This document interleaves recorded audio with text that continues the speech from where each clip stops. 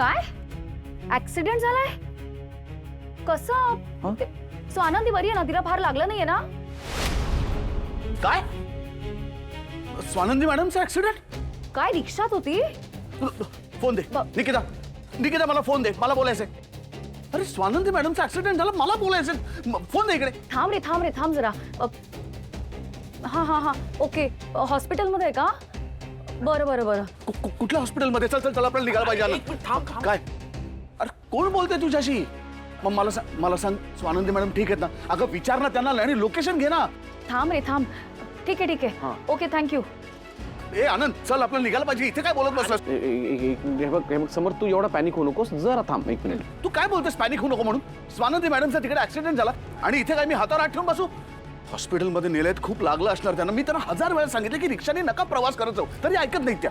एवढ्या घरामध्ये गाड्या आहेत, 4 ड्रायव्हर आहेत, तरी सुद्धा रिक्षाने जातात, स्वतःचा हट्ट पूर्ण करतात. आता काय झालं? आता मी चांगला हॉस्पिटलमध्ये जाऊन रागवणार आहे त्यांना आणि सांगणार आहे की यापुढे फक्त गाडी वापरायची, अजिबात रिक्षाने आणि दुसऱ्या कुठल्या चालत वगैरे जायचं नाही. तुम्ही असं काय माझी तोंड काय बघत बसलाय? चला निघूया. तुम्हाला कळत नाहीये का? त्या माझ्या आयुष्याचा अत्यंत महत्वाचा भाग आहे. आता चला प्लीज, इथे बोलण्यात वेळ घालत बसू नका. चला. हो तो ऐक जरा शांत हो. एवढा पॅनिक होऊ नकोस. फार काही झालेलं नाहीये तिला आता देणार आहे डिस्चार्ज, येईल ती. रिलॅक्स. खूप लागलं का त्यांना? ओके आहेत का त्या? हो ओके आहे. Thank God. नाही पण तरी जायला तर पाहिजेच आपल्याला. चला. का? अरे का म्हणजे काय एकटे असतील त्या हॉस्पिटलमध्ये? आणि आता या क्षणाला त्यांना माझी गरज आहे. आज सकाळी आम्ही एकत्र निघालो असतो ना तर हे घडलंच नसतं. मी ऑफिसला एकट्याने यायला नको होतं, मी त्यांना घेऊन निघायला पाहिजे होतं. आता प्लीज चला. आता चला. थांब 1 मिनिट थांब. सॉरी हा. का? ते आम्ही प्रँक केला रे तुझ्या बरोबर. सॉरी. अरे ती ठीक आहे, उत्तम आहे एकदम ठणठणीत. अरे काही ऍक्सिडेंट वगैरे झाला नाहीये तिचा. आम्ही फसवलो तुला. तू मूर्खात का दोघा? असा प्रँक करता का कोणी? अरे प्लीज सॉरी बोलले ना. अशा एखाद्याच्या जीवाशी मस्ती करायची नाही, मजा करायची नाही त्याची. दुसरं कोणी असताना तुमच्या जागी असा दिलास ना ठेवून. मूर्ख कोणी करते? मित्रात का शत्रुआत माझे? तू मोठा श्वास घे. सॉरी यार, चुकलं. सॉरी. बस.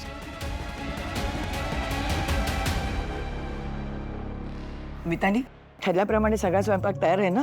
म्हणजे अधिराच्या आवडीची जिलबी आणि रोहनच्या आवडीची बासुंदी. हो आजी. बरं बघ सगळं बाकीचं. हो. अगं काय हे मल्लिका, तुझी मुलगी आणि जावई येत आहेत ना, आणि मग तू सगळी तयारी मीच केली आणि तू कुठे आहेस? हो आई, मी अप्पीला फोन करत होते. म्हटलं एकदा विचारायला हवं ना. म्हटलं आता डॉल येते तर ती पण येईल ना.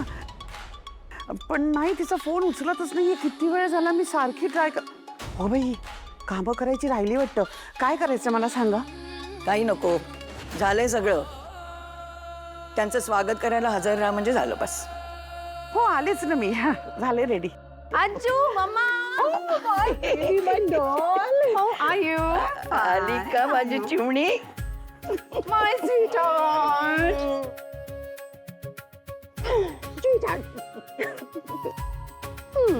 I missed you so much.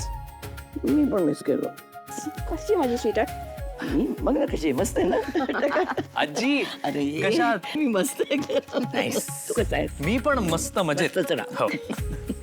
आजू नमस्कार करा. पाय पडतात. सुखी राहा, सुखी.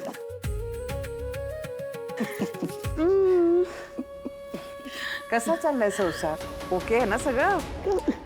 एकदम फॅन्टॅस्टिक, अमेझिंग. पण तू असं का विचारतेस अशी? अगं म्हणजे रोहनचा जॉब नाहीये ना, म्हणून काळजी वाटली ग, म्हणून विचारलं. म्हणजे मला असं म्हणायचं होतं की तुम्ही बाळाचा विचार करत असलात पुन्हा तरी जरा जपून, म्हणजे थिंक ओव्हर. म्हणजे कसं आहे की आपल्यालाच आपली लाईफस्टाईल ओन करता येत नाहीये ना अजून, तर मग ते बाळाचं कसं काय, म्हणून आपलं वाटलं. मल्लिका, काय झालं, चुकलं का माझं? Sorry doll. म्हणजे माझं काही चुकलं असेल तर पण काळजीपोटी बोलले हा मी. रोहन, तुला वाईट वाटलं? नाही अजिबात नाही. नाही म्हणजे मी फक्त ते असू दे ग, त्यांच्या चहा पाण्याचं बघ आधी. अरे उभी करायला, चला चला बसा बसा बसा बसा ग. मिताली स्वीट सांग.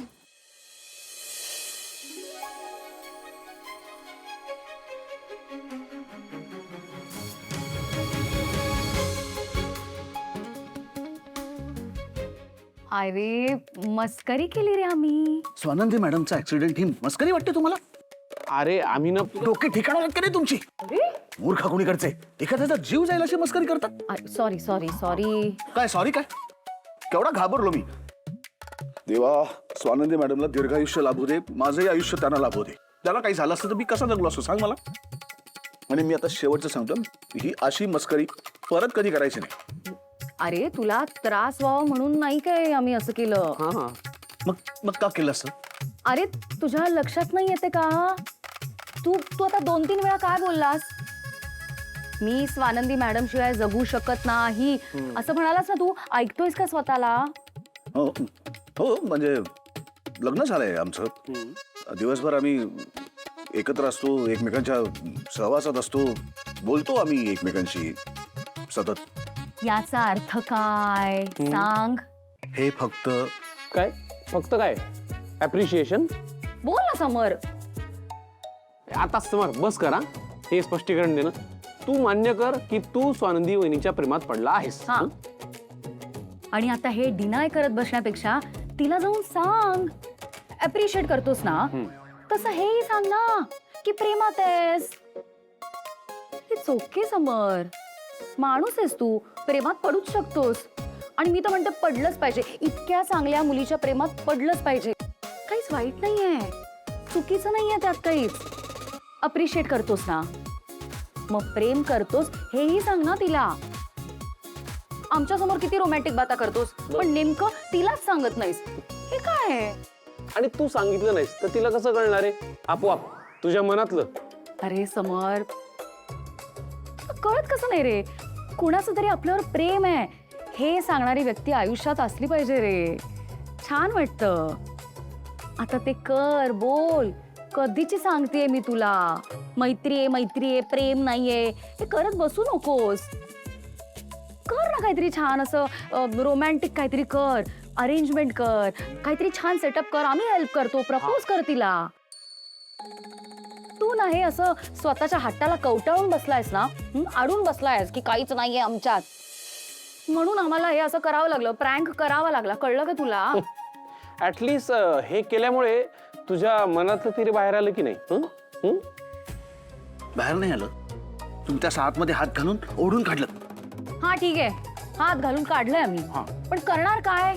तुझी गाडी स्लो आहे ना, धक्का दिल्याशिवाय स्टार्टच होत नाही.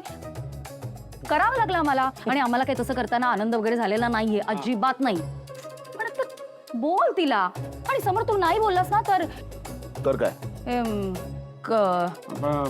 तर आम्ही दोघे जण आयुष्यभर तुझ्याशी बोलणार नाही. हा काय लहान लहान मुलं का तुम्ही दोघं बिंडोक?